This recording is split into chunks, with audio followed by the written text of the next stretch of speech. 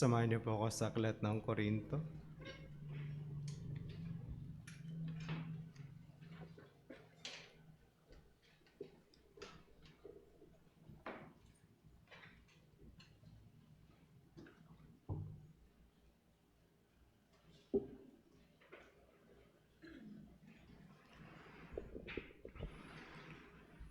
First Corinthians chapter 2.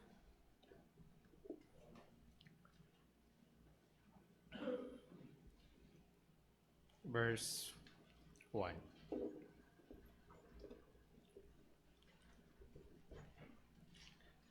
And when I came to you, brothers, did not come proclaiming to you the testimony of God with lofty speech or wisdom. For I decided to know nothing among you except Jesus Christ and Him crucified. And I was with you in weakness and in fear and much trembling. And my speech and my message were not in plausible words of wisdom, but in demonstration of the Spirit and of power, so that your faith might not rest in the wisdom of man, but in the power of God. Manalangin po tayo. Ama, kami po ay patuloy na lumalapit sa inyo. Tulungan kami at patuloy na gabayan. Ingatan po kami sa samot-saring pananaw ng sansinukob, pananaw ng mga patungkol sa inyo mga salita, at tinahatid at tinatangay po kami sa kawalan. At tinahatid kami sa kapahamakan. Tulungan kami that your word will speak to us. At tulungan po ang inyong abang lingkod sa pagbabahagi po ng inyong mga salita. Tulungan po ang bawat isa, pati ng aming mga puso at kaisipan. Sa pangalan po ng aming Panginoong Jesucristo, ito pong lahat ang aming dalangin. Amen. Amen.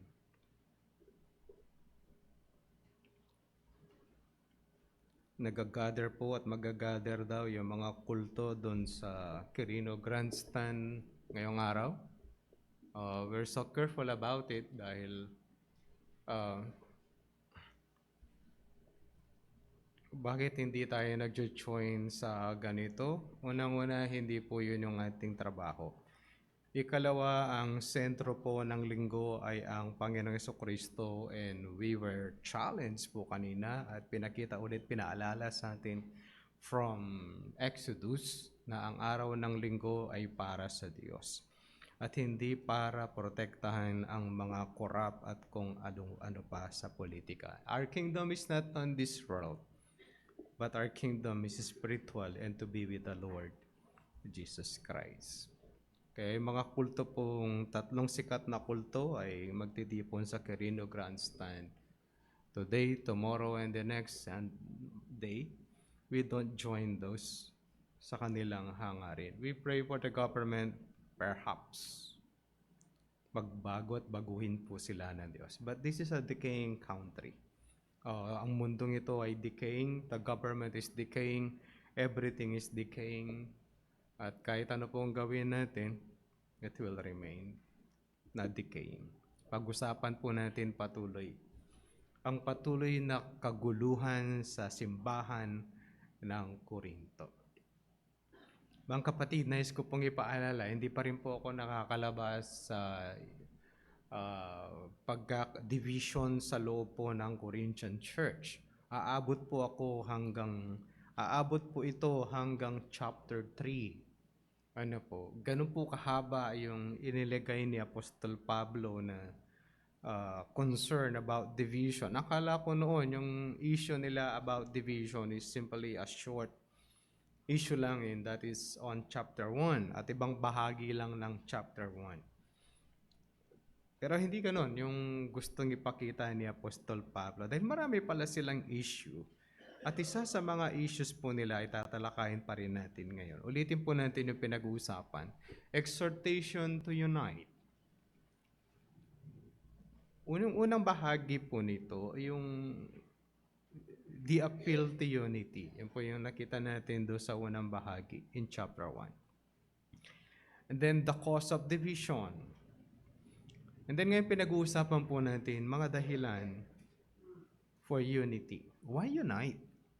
Ano? Una, yung ang pagkakaisa ay pangangaral po ng salita ng Diyos. Yun po yung priority. We unite in preaching the gospel. We unite to exalt the cross. Yun po yan sa chapter 1, verse 18 to 25. We unite to express humility. Yun po yung na-take up po the other Sunday.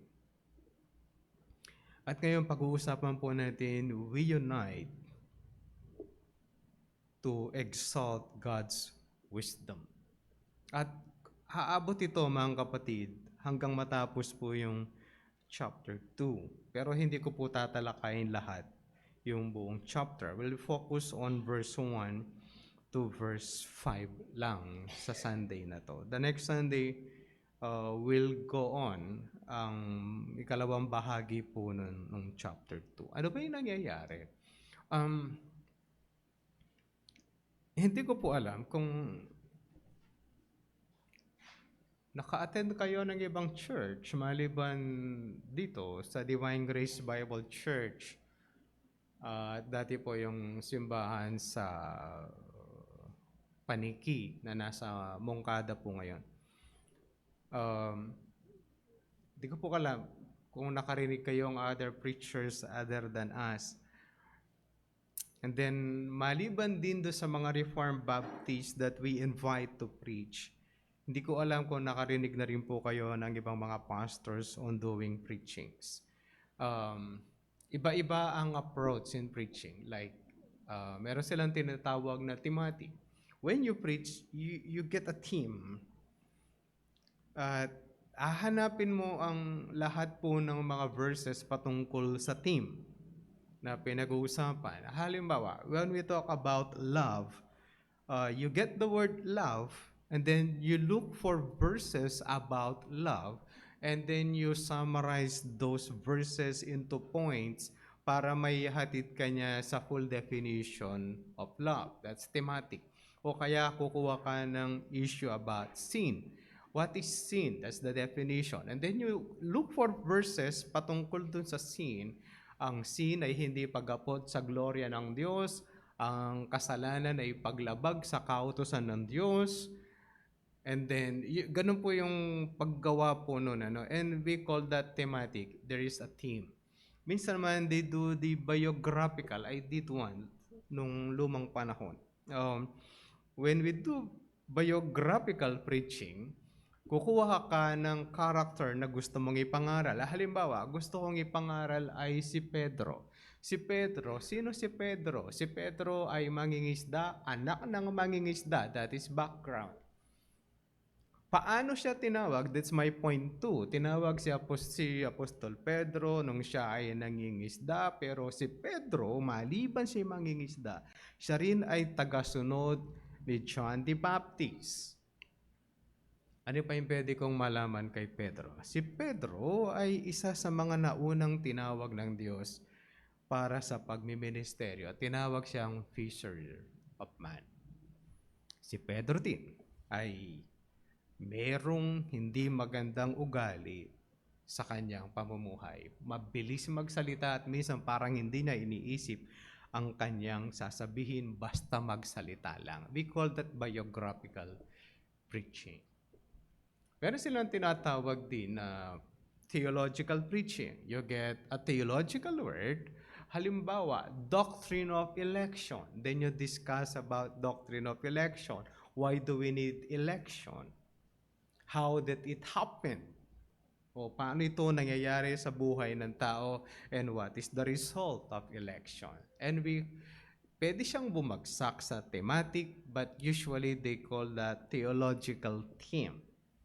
Ayun po yung mga iba't ibang mga approach when we do biblical preaching. Lahat ba sila ay biblical? Depende on how it was searched.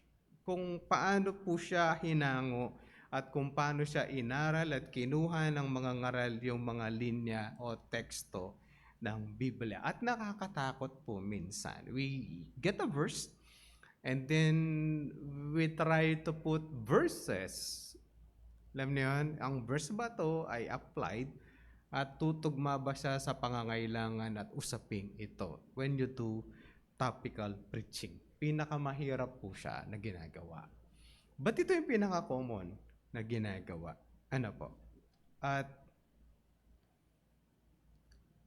usually, ay merong mga outlines na ibinibigay para masundan po natin yung nangangaral. Where am I? Where am I going to? Okay? Biblical preaching po yon mga tawag doon. Pero meron silang tinatawag na inspirational preaching. Ito yung ma-encourage talaga yung puso mo kahit yung pinag-uusapan nyo walang teksto sa Biblia. Ibig sabihin, the text is out of line. Halimbawa, yung mga sikat na mapapanood nyo sa YouTube or sa Facebook, puro blessing. Ikaw ay pagpapalain ng Diyos, minahal ka ng Diyos. Totoo naman. Minahal ka ng Diyos, God so love you, kung bakit ikaw ay etc., etc., etc.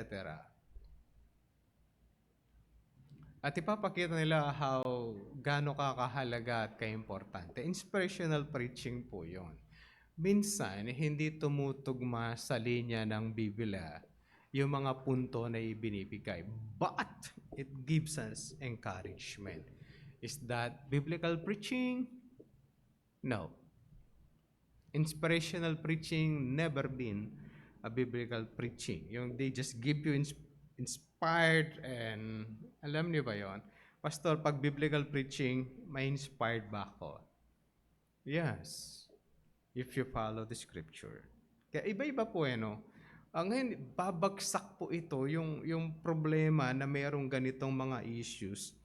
Pagdating po natin sa pag-usapin ng Korinto, hindi pala problema yung mga pangangaral na inspirational preaching at biblical preaching. Sa panahon ni Apostol Pablo, ni Pedro, sa mga unang sa mga apostoles, meron pala nito.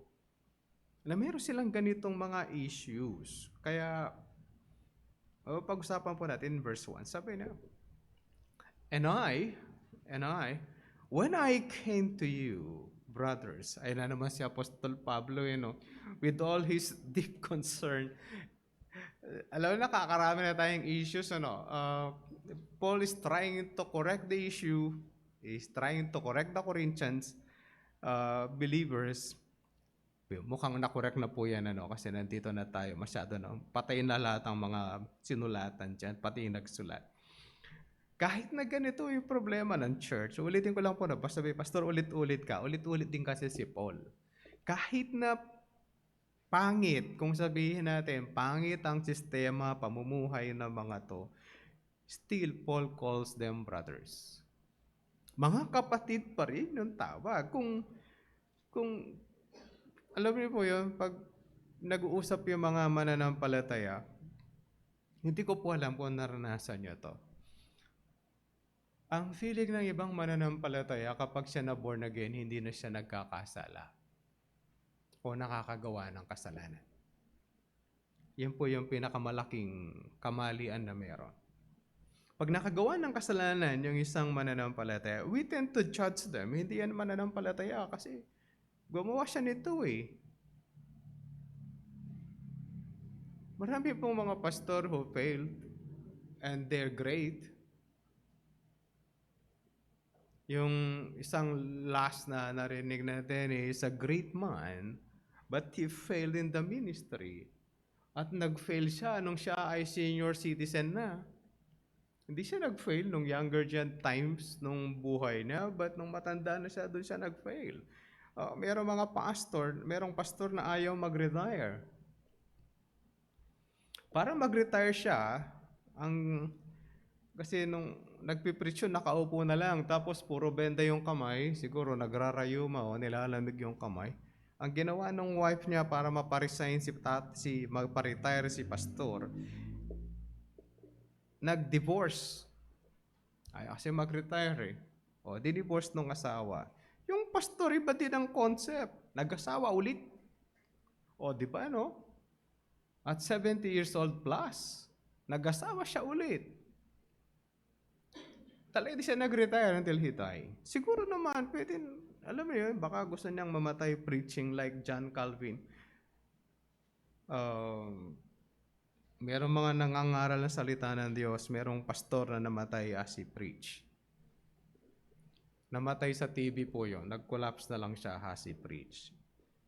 Yung isang pastor namatay before he even walk on the stage. He's a good man. He was accused falsely. Nung aakyat na siya na stroke o na heart attack. Yun po yung, alam mo yun, kaya pag pinag-uusapan natin mga kapatid, ang mananampalataya can sin, magkakasala po tayo at magkakasala. Kaya nga may provision lagi ang Diyos para sa atin. Especially, pagganda ng pagkakalagay ng 1 John. Ngayon, kahit ganito sila ang tawag ni Apostol Pablo, brothers. Kaya we don't simply judge somebody. Pag meron kayo nagitang mananampalataya, pastor yung mananampalataya nagkasala, pray for him. Pray for them. Hindi yung kasala, hindi ang mananampalataya. Bakit ikaw? Hindi ka ba nagkakasala? Hindi ka ba nagkukommit o nakakakommit ng sin? Siguro sa standard mo, how about God's standard? Alam mo yun? Tapos minsan nakahatulang ka with human standards sa kanilang mga sariling pananaw. Ganito po yung tingin ni Apostol Pablo. We would see more sa ganitong mga pamamaraan ni Apostol Pablo on how he deal with the believers. He called them brothers. And then sabi na, when I came to you, brothers, did not come proclaiming to you the testimony of God with lofty speech or wisdom. Hindi ako dumating sa inyo ng pangangaral ng testimonya ng Diyos na merong, alam mo yun, yung speech niya ay kakaiba at pakaibang talino. Ito kasing hinahanap ng mga taga-Korinto. Tandaan niyo ito mga kapatid. When we preach the gospel, di natin kailangan pagandahin yung gospel. Nung bago ako sa mananampalataya, mahilig kasi kami to join and go on evangelism. Then, merong nagtuturo ng evangelism, they do magic. Alam mo yun? Magmamagic sila, tapos yun ang kanilang introduction sa pangangaral ng salita ng Diyos. We stop that. Tinigilan po namin yung ganong mga bagay sa pagbabahagi po ng salita ng Diyos. Alam niyo bakit? After namin mangaral, pag ginawa namin yung magic kunwari, ang matatandaan ng mga bata ay yung magic part. At yung ideya ng gospel, alam niyo yun, hindi nila naaalala. Ang naaalala nila yung ginawa namin magic.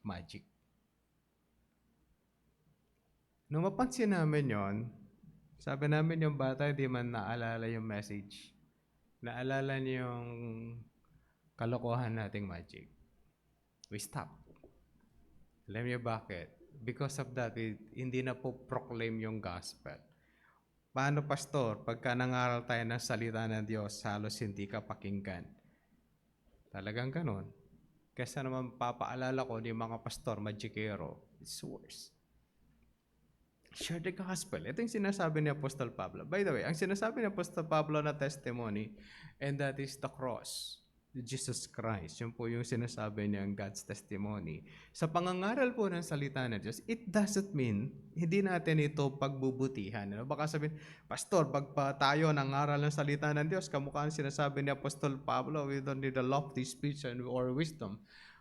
Hindi tayo mangangaral dito at hindi natin pagbubutihan. Pagbubutihan po natin on how we share the gospel. Pero hindi ito pagandahan ng salita ng Diyos. Isipin niyo po, no? Nung bago ako mananampalataya, narinig ko na tinuro na yung Bible lang Bible lang ang na dapat ginagamit ng mga Kristiyano ay King James only. Di ko po alam kung naranasan nyo po yun. Kung hindi nyo naranasan yung purihin nyo ang Diyos, hindi niya pinaranas sa inyo yung kalokohan nila. Sabi nila, it is the only authorized version. Ikukorek lang natin. Ang authorized version, yun po yung translation na inauthorize ni King James. Okay? Hindi ako sakop ng kaharian ni King James noong 1611. Bakit kayo? Sakop kayo ng hari? O merong gumagawa ng kulto sa Pilipinas, siya daw ay apo o pamangkin ng hari ng England. Pakialam natin to sa hari ng England. Di naman yata binibigyan ng pounds. O sana kung bibigyan niya akong 20,000 pounds every month, masaya naman. Pakialam ko sa kanya. Pakialam niya rin sa akin. May pakialam ba si Queen Elizabeth nung buhay siya sa atin? Sabi na, Pilipino, naghihirap, padadalan ko sa ng pera o ng pounds para sumaya sila. Meron ba? Wala. Gumagawa ng kulto sa Pilipinas, siya daw ay kamag-anak, dugong bughaw, at siya ngayon ay nasa Pilipinas. Kaya kung sasali kayo sa amin, yung mga officer, bibigyan namin ng ID at kayo ay magkakaroon ng isang bahay, isang unit ng bahay doon sa may boundary ng Tarlac. Oo? Totoo? Binigyan ka na? Hindi pa. O niloloko ka? Kamalang lupa dun. Santa Lucia Realty nagtayo. Bagay, pwede na nilang pamigay kasi hanggang ngayon walang tumitira dahil nakapalibot yung mga manukan. And no one likes it. Wala lang bumibili dun. Pwede naman kayong bumili at matuto kayong magluto ng langaw. Ba't wala bumibili dun eh? Hindi, bibigay ng kulto na nandito. Na umaabot na ng Pangasinan. At sila daw ay suportado ng DOST. They go science and then go with their religion. Yung prinsipe nga nila, umalis sa pagka-prinsipe. Tapos yung walang kinalaman Pilipino, siya daw ay kaapu-apuhan. Tingnan. Isipin yung mga kulto na gano'n. Naglilipa na. And when we preach the gospel, brethren, dapat inaayos naman natin. Hindi po si Pablo noong nangaral sa Corinto, malinaw po yung kanyang mensahe and how we do it. Hindi pinapangaral ang mabuting balita, simply patatanggapin po yung tao.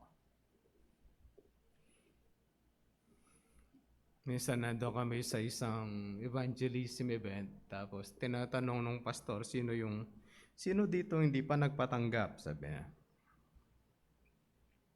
Nagtaas ako ng kamay. Natawa siya, akala niya nagbibiro ko. Sino dito hindi pa nagpatanggap? Nagtaas yung kamay ko. Nakatingin. Si pastor, sabi niya. Ako nga. Di na ako tinanong pagkatapos kung bakit nakataas yung aking kamay. Kasi ginagamit yung pagpapatanggap.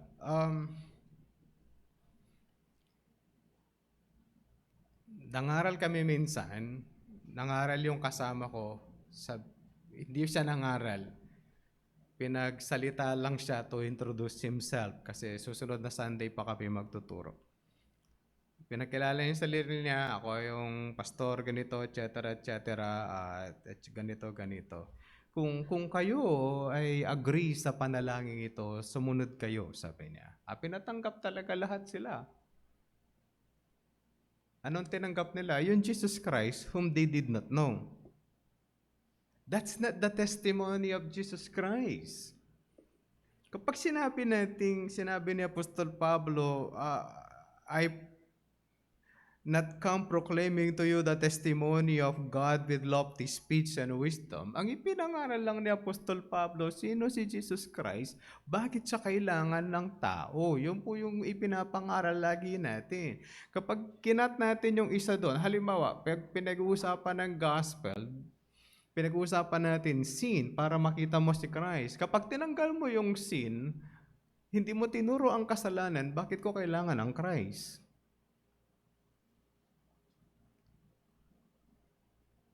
Alam niyo ba na ang pagtanggap ay by works? And it is not by faith.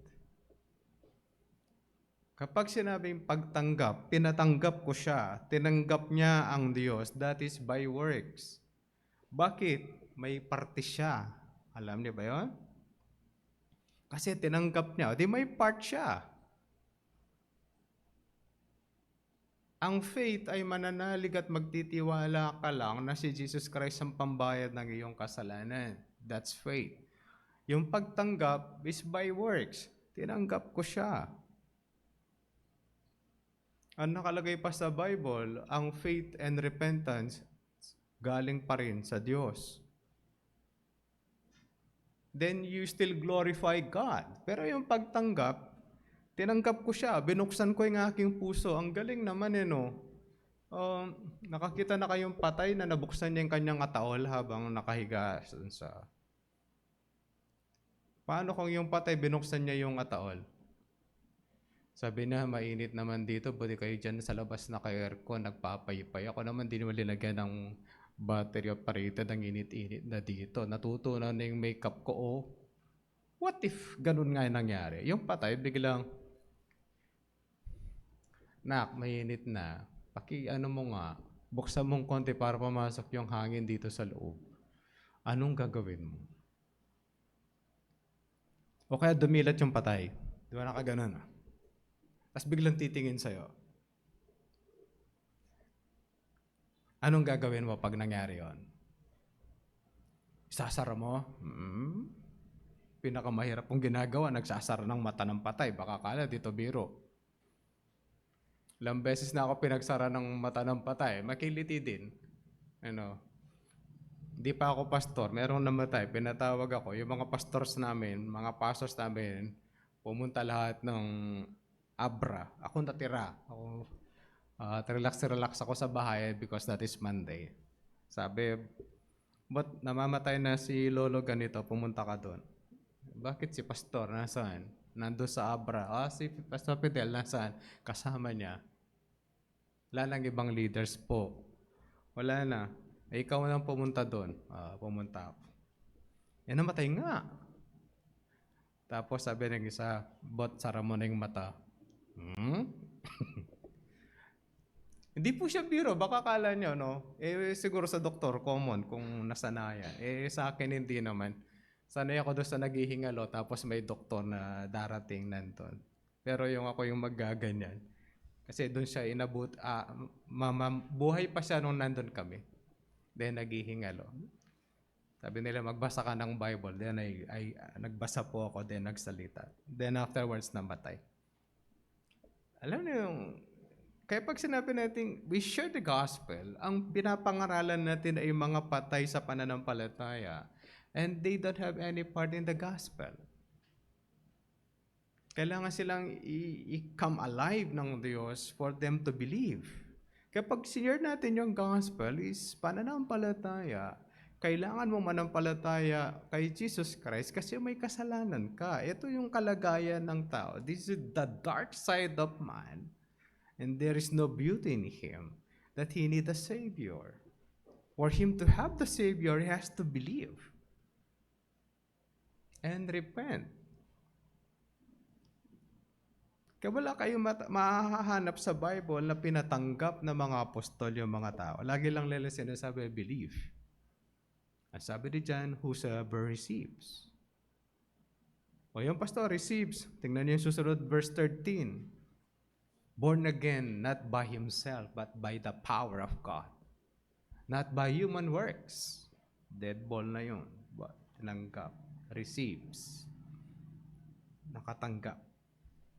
Kaya ito yung, pastor, boring yan. Hindi yan pinakikinggan karaniwan. Totoo po yun. Ang mga propeta ay inutusan para mangaral sa dead bones. Ganon din po tayo. We're teaching and sharing the gospel to dead bones. Mga patay sa pananampalataya. Pastor, hindi tayo dadami.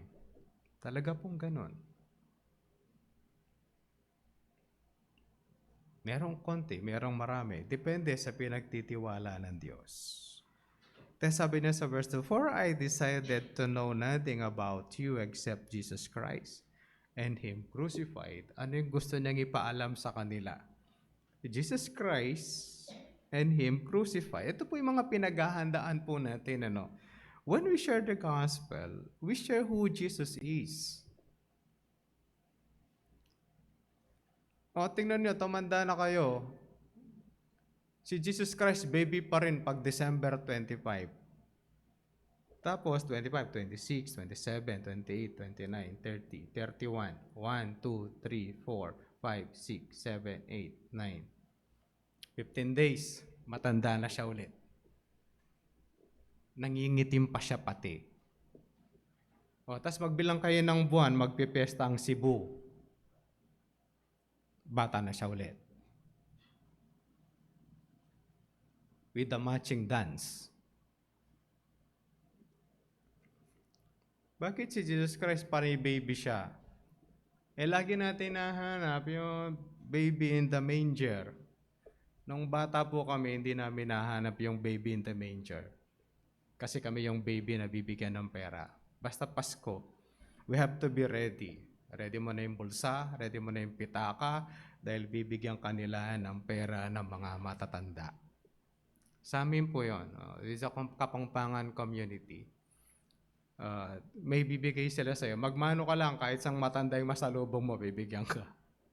Pasko It's just like si Jesus Christ binigyan, panahon ng bigayan.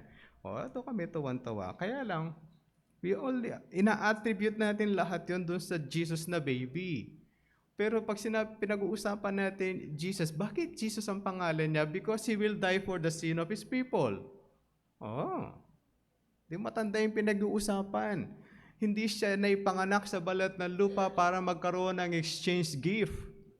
Hindi siya naipanganak sa balat ng lupa para magkaroon ng Christmas party. Hindi siya naipanganak sa balat ng lupa para magkaroon ng Christmas tree. Hindi siya naipanganak para magkaroon ng halikan sa ilalim ng mistletoe at nabuntis yung babae. Hindi siya naipanganak para magkaroon ng fraud na Santa Claus na kahit anong hingin mo, bibigay. Di ba kayo naguluto-uto nung matatanda? Kapag Pasko, magsabit ka ng medyas. Bakit naman kasi medyas pa yung pinapasabit? Hindi na lang sandubag para mas malaki. Hindi pa pwedeng may butas. Lulusot yung ilalagay niyang 5 piso doon. Kailangan walang butas. Intindihan niyo ba yun? Tapos alam niya lahat nung hingi-hingi ng bata. Kailangan pa siyang nakasakay sa isang karwahe na yung pinakauna ay merong red light sa unahan. Kapag walang red light yun, mababangga yun. Pero ang red light nilalagay sa puwitan hindi naman sa harap Saan kayo nakakita sa sasakyan yung red light nasa harap, tas yung white nasa likod? Wala nun. Pero dahil pinagluloko tayo, dapat kasakay sa karwahe na si Rudolph, kailangan nandun na namumula yung ilong. Pero alam niya lahat. Ang problema natin, dumadaan si Santa Claus do sa chimney. Malamang-lamang pagkatapos po ng Pasko, nangingitim yun. Kasi sa chimney siya pumapasok puro uling yun Ang damit pa naman niya, red and white. Can you imagine? Tapos pinaniniwalaan ng tao, tapos ikaw, meron ka sa bahay mo, Merry Christmas, Santa Claus. The greatest fraud na meron. Tingnan niyo po, baka yung may Santa Claus kayo doon na nakasabit, kayo pa yung nagsabit, tapos Merry Christmas. Can you imagine? Pero ang sabi niya, who is Jesus? You will name Him Jesus because He will save His people from their sin, and that is death.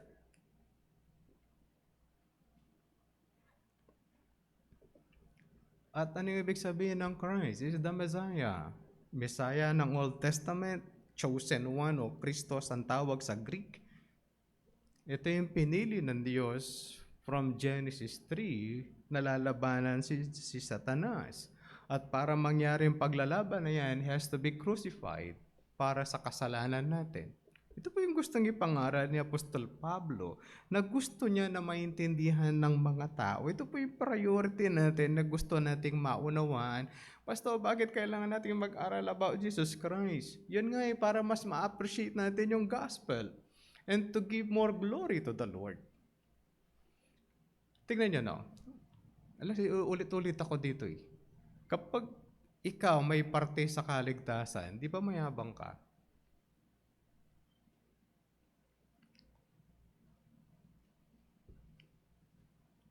Pag wala kang part, you're simply humble.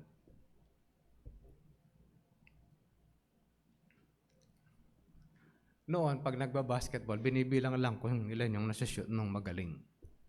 Ngayon, hindi na. Binibilang yung maraming na-rebound na bola, binibilang ilan yung ipinasa nung pinakamagaling na pumapasa, binibilang lahat yun. O how many pass he did, sino pinakamaraming pasa na meron sa mga guard. Alam mo yun, sa volleyball ganun din. Dati paramihan lang ng spike, ngayon hindi. Ilan ang magagandang set na ginawa ng setter? Ilan yung magandang service na ginawa ng nag-serve? Ilang na-score niya? Ilan yung na-block? Now, they try to attribute things. Yung mga bagay na yun is, you have to understand. Ganon din po yung gospel. You have to understand the message. The Christ, Jesus, crucified. Kaya pag hindi natin natalakay ang patungkol sa pagiging makasalanan ng tao, anong halaga ng crucified? Naipako lang siya doon na walang katuturan? Isang example na kawawang nilalang, naipako, wala siyang magawa? Hindi po ganun yung gospel. We want to share Christ. But why we need Christ? Because of our sin. And He died for us. Sabi na sa verse 3, and I was with you in weakness, and in fear and much trembling. And my speech and my message were not in plausible words of wisdom, but in demonstration of the Spirit and of power. Pagtatrabaho ng banal na Espiritu po yung kanyang pangangaral. Minsan nakala ng iba, Pastor, pagka magaling yung preacher, maganda yung pagkaka-present, maraming nasa-save. Alam niyo, depende rin sa gusto ng Diyos eh. Merong maganda yung pagkaka-present, walang naniniwala. Merong hindi maganda yung pagkaka-present, may tinatawag ang Diyos. Pero ang gagawin natin, Pastor, doon tayo sa hindi maganda yung pagka-present, hindi po. I-present pa rin siyang maayos to the best we could. Siyempre, may shortcut. Tanggapin mo ang Jesus Christ and you will be saved. Ang nakalagay is, believe on the Lord Jesus Christ and you will be saved. Verse 5. Sabi niya, so that your faith might not rest on wisdom of men, but on the power of God. Pagka nagtiwala tayo sa kaalaman ng tao, ba't ka naniwala? Kasi maganda yung presentation. Alam niyo ba yun? Ba't ka naniwala? Ito ang sasabihin niya sa'yo. Nakita ko, I am a sinner. I need a Savior.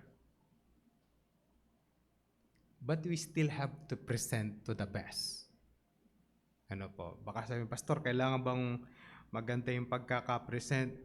Hindi naman. Basta't pa i-present po natin na maayos yung gospel. Para yung tao maniwala at magtiwala sa kapangyarihan po ng Diyos. Ganon din po tayo. When we share the gospel, magtitiwala tayo hindi sa kagalingan po natin, kung hindi sa kapangyarihan po ng Diyos. Alam naman natin to, lahat tayo rito, malamang-lamang meron na nagbahagi ng salita ng Diyos. But there is a time that you have a crossroad with the Lord. Sa dinabi-nabi mong narinig na gospel, doon pa lang mangyayari na magsisisi ka sa iyong kasalanan. Alam niyo ba yan? na kapag tinanong ka anong panahon ka nagsisi sa kasalanan and what triggers you, that brings you back to your crossroad with the Lord. Sa dami ng panahon na nakarinig ka ng salita ng Diyos, dun ka kakausapin ng Diyos.